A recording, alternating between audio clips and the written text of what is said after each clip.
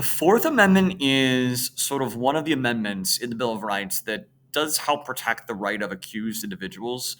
So, in generality, the Fourth Amendment protects against unlawful searches and seizures by law enforcement.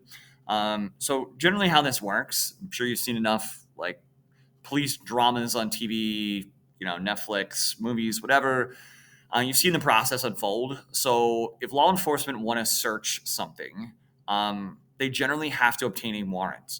You obtain a warrant, right, a search warrant, by demonstrating probable cause to a judge. So you go to a judge, you explain some preliminary reasons why you feel like you want to search a person's property. The judge determines whether or not you get the search warrant or not, right? So that's generally the process that is like the check and balance on law enforcement. So they're just searching anything that they want to. It's important that law enforcement follow the established procedures because if they don't, it has the ability to have a major impact on the actual case when it's brought to trial. So in 1961, in the Supreme Court case of Mapp v. Ohio, the Supreme Court established what was called the exclusionary rule.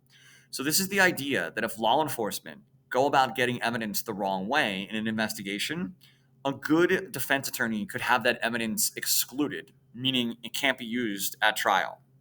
So evidence has to be like debated by both the prosecution and the defense, and ultimately a judge will determine whether or not it's admitted at trial. You can imagine the frustration that if there is a murder weapon with the defendant's fingerprints on it, but law enforcement illegally obtained that evidence, a good defense attorney might have that excluded from trial, which means the judge wouldn't allow it to be admitted as evidence, which means the jury would never even know that exists. So again, that's pretty significant. The Fourth Amendment establishes the guidelines for search and seizure from law enforcement. And again, if they don't follow these procedures, the evidence could not be used at trial.